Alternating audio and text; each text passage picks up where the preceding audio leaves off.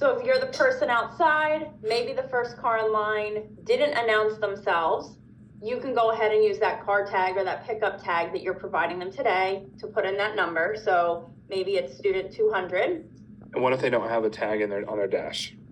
If they don't have a tag, there is a lookup button. So Okay. if I need to look up a student, I can search for their name, and then I can announce for that parent. Okay.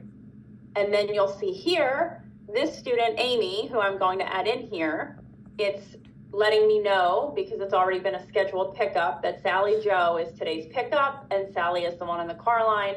So I'm going to verify that it is her, and then that will put her in that spot in line. Okay. Maybe the next car is Kevin's parent. I'll push him over next, then Thomas, then Dana, then Marcy. Next parent comes in line. They don't have the app. They're picking up multiple students. You can put multiple ID numbers in together with a space. I'll select who's picking up. And then it will populate them both in the same car. Okay.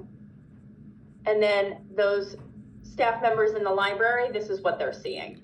They're getting these updates. So every time a student moves through one car line to the next or one next line to the next, they're getting all that information so that they'll know specifically where the student is in line and where they should be heading out to.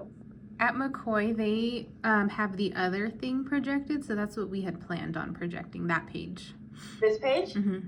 That's fine. We see it used, especially when you're doing a group dismissal and you're only focused on one dismissal mode like car line. Some prefer to just use this because it gives them the same view. Some like to just use the dismissal progress page. It's completely up to you. So that's fine if you don't necessarily need. This one's a little more visual just because it has them in different columns. Right. And then you do have two different views. So this may be, you have the 3-line view and then you have the 2-line view. So depending on Gotcha. what visually may be better for your students to see.